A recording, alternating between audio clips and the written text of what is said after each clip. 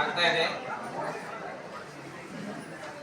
ಎಲ್ಲ ಸ್ಟೇಜ್ ಮೇಲೆ ಇದ್ದವರು ಗಣ್ಯರು ಹಾಗೂ ಸ್ಟೇಜ್ ಮುಂಭಾಗದವರು, ನನ್ನ ತಂದೆ ತಾಯಿ ಸಮಾನ, ನನ್ನ ಅಕ್ಕ ಅಣ್ಣಂದಿರು ಎಲ್ಲರಿಗೂ ಇವತ್ತು ನಾನು ನಮ್ಮ ಸಿದ್ದು ಜಮಾದಾರ್ ಅವ್ರ ಕಡೆಯಿಂದ ನಾನು ನಿಮಗೆ ಸ್ವಾಗತ ಮಾಡ್ತೀನಿ, ಮತ್ತೆ ನಿಮಗೆ ಧನ್ಯವಾದ ಮಾಡ್ತೀನಿ. ನೀವು ಒಂದು ಹೊಸ ಸಂಘಟನೆಗೆ ಅವರಿಗೆ ಬೆಂಬಲ ಕೊಡೋಕ್ಕೆ ಇಲ್ಲಿ ಬಂದಿದ್ದೀರಾ ಅಂತ ಹೇಳಿ ನಾನು ಅವ್ರ ಕಡೆಯಿಂದ ನಾನು ನಿಮಗೆ ಎಲ್ಲರಿಗೂ ಧನ್ಯವಾದ ಮಾಡ್ತೀನಿ.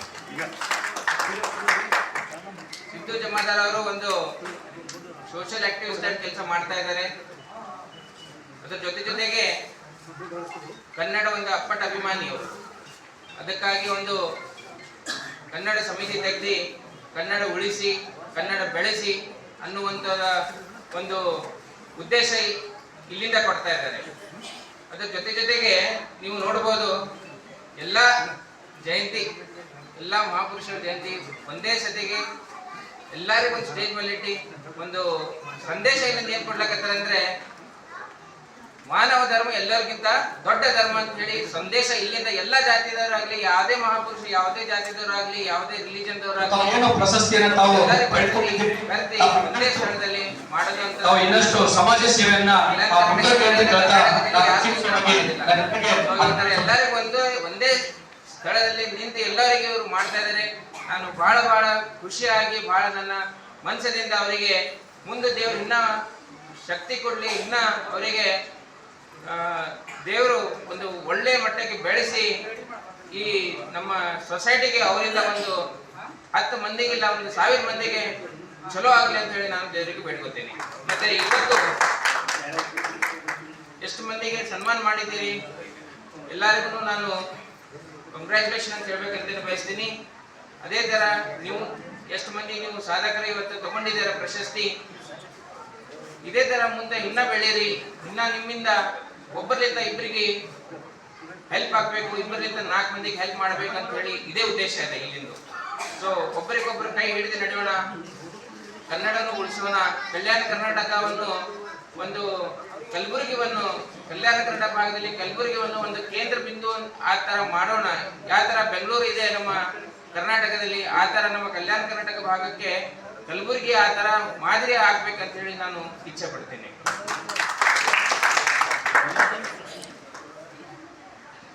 ಆಲ್ರೆಡಿ ಬಹಳ ಸಮಯ ಆಗಿದೆ, ನಾನು ಲೇಟ್ ಬಂದಿದ್ದೀನಿ, ಕ್ಷಮಿಸಿ. ಬಹಳಷ್ಟು ಫಂಕ್ಷನ್ಸ್ ಇದ್ದು ಇವತ್ತು.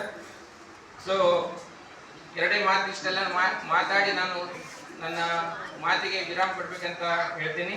ಜೈ ಹಿಂದ್, ಜೈ ಕರ್ನಾಟಕ. ಅತ್ಯಂತ ಕ್ರಿಯಾಶೀಲ ವ್ಯಕ್ತಿ, ಪತ್ರಿಕೆಯಲ್ಲಿ, ಟಿವಿ ಮಾಧ್ಯಮದಲ್ಲಿ,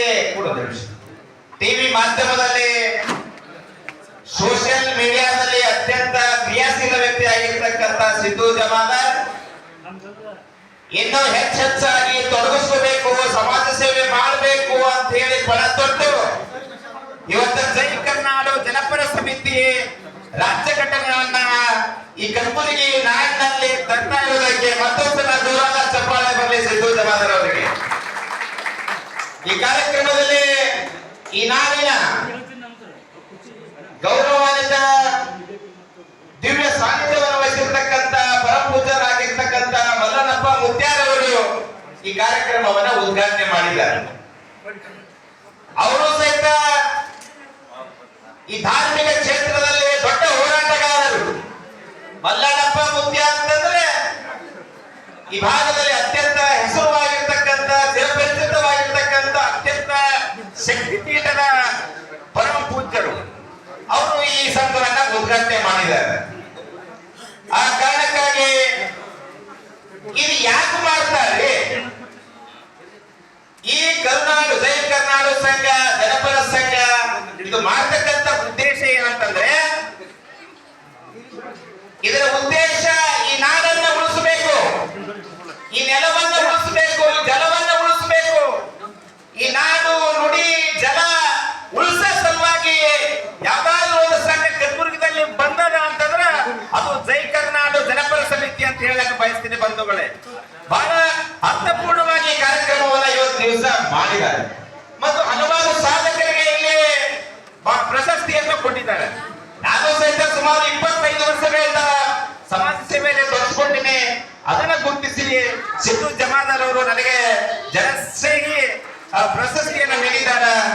ಈ ವೇದಿಕೆ ಪರವಾಗಿ, ಸಂಘದ ಪರವಾಗಿ, ತಮ್ಮೆಲ್ಲರ ಪರವಾಗಿ ಮತ್ತೊಂದು ಸಿದ್ದು ಜಮಾದಾರ್ ಮತ್ತು ಅವರ ಸಂಘಕ್ಕೆ ಹಾರ್ದಿಕವಾಗಿ ಅಭಿನಂದಿಸುತ್ತೇನೆ. ಜೈ ಹಿಂದ್, ಜೈ ಕರ್ನಾಟಕ. ನಾವು ಕಷ್ಟ ಪಡ್ತೀವೋ ಇಲ್ಲೋ, ರೋಡ್ ಮೇಲೆ ಏನ್ ಮಾಡ್ತೀವೋ ಅನ್ನೋದು ನಿಮ್ಮೆಲ್ಲರೂ ಆತ್ಮಕ್ಕೆ ಸಾಕ್ಷಿ ಆಗಿದೆ. ಯಾಕಂತಂದ್ರ ಬೆಳಿಗ್ಗೆ 8 ಗಂಟೆ ಮನೆ ಬಿಟ್ಟಿವಿ ಅಂದ್ರೆ ನಾವು ರಾತ್ರಿ 10 ಗಂಟೆ ತನಕ ಇರ್ತೀವಿ. ಒಂದೊಂದು ದಿನ ಒಂದು ಡ್ರಿಂಕ್ ಅಂಡ್ ಡ್ರೈವಿಂಗ್ ಹಾಕ್ಬೇಕಾದ್ರೆ ಒಂದು ಹೆಣ್ಮಕ್ಳು ರಾತ್ರಿ 11 ಗಂಟೆ ತನಕ ನಿಂತು ಡ್ರಿಂಕ್ ಅಂಡ್ ಡ್ರೈವಿಂಗ್ ಹಾಕ್ತಿರ್ತೀವಿ. ಅದಕ್ಕೆ ದಯವಿಟ್ಟು ಎಲ್ಲ ತಂದೆ ತಾಯಿಗಳಿಗಾಗ್ಲಿ, ಅಕ್ಕ ತಂಗಿಯರಿಗಾಗ್ಲಿ ನಾ ಹೇಳಿಕ್ ಇಷ್ಟಪಡೋದೇನಂದ್ರೆ, ಮಕ್ಕಳಿಗೆ ದಯವಿಟ್ಟು 21 ಏಜ್ ಆಗೋವರೆಗೂ ಗಾಡಿ ಕೊಡಬೇಡ್ರಿ.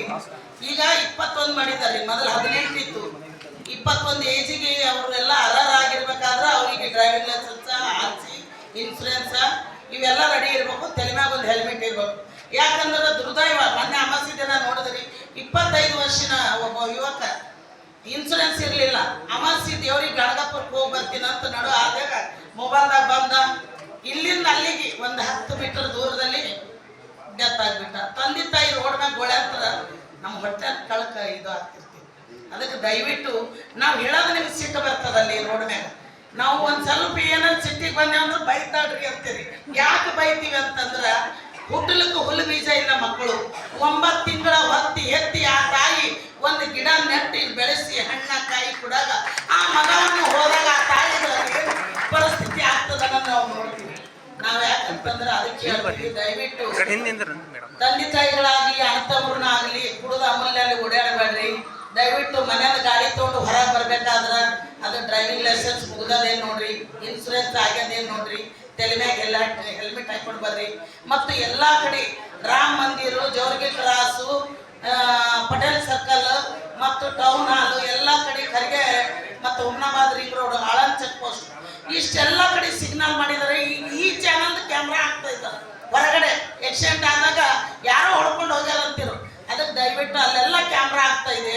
ನೀವು ಸಿಗ್ನಲ್ ಜಂಪ್ ಮಾಡಬೇಡ್ರಿ. ಮಕ್ಕಳು 3 ಮಂದಿ ಹೋಗ್ತಾ ಇದ್ದಾರ, ಮೊಬೈಲ್ನಾಗ ಹೋಗ್ತಾ ಇದ್ದಾರ. ದಯವಿಟ್ಟು ಮಕ್ಕಳಿಗೆ ಮನ್ಯಾಗ ಒಂದು ತಿಳಿಸಿ ಮಾಡಿ ಹೇಳಿ, ಯಾವುದೇ ರೀತಿ ತಪ್ಪು ಮಾಡಬೇಡಪ್ಪ, ನೋಡು ಗಾಡಿ ಮನೆ ಕೀಲಿ ಒಯ್ಬೇಡ್ರಿ ಅಂತ ಹೇಳಿ ಸ್ವಲ್ಪ ತಿಳಿಸಿ ಮಕ್ಕಳಿಗೆ ಕಳಿಸ್ರಿ. ಕಮಿಷನರ್ ಸಾಹೇಬರು, ನಮ್ಮ ಕಮಿಷನರ್ ಸಾಹೇಬರು ದೊಡ್ಡ ಮನಸ್ಸು ಮಾಡಿ ತಂದೆ ತಾಯಿಗೆ ಮತ್ತು ತಾಯಂದಿರಿಗೆ ಕರೆದು ತಿಳುವಳಿಕೆ ಹೇಳಿ ನಿಮ್ಮ ಮಕ್ಕಳಿಗೆ ಗಾಡಿ ಕೊಡಬೇಡ್ರಿ ಅಂತ ಆಲ್ರೆಡಿ ಅವೇರ್ನೆಸ್ ಮಾಡಿದಾರ ಅವರು.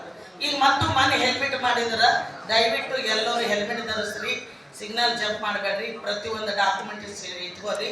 ನನಗೆ ವೇದಿಕೆ ಮೇಲೆ ಆಸನರಾದ ಗುರು ಹಿರಿಯರು ಮತ್ತು ಸಿದ್ದು ತಮ್ಮ ಏನು ನನಗೆ ಮಾತಾಡೋಕೆ ನನಗೆ ಅವಕಾಶ ಕೊಟ್ಟಾರ. ಜೈ ಹಿಂದ್, ಜೈ ಕರ್ನಾಟಕ.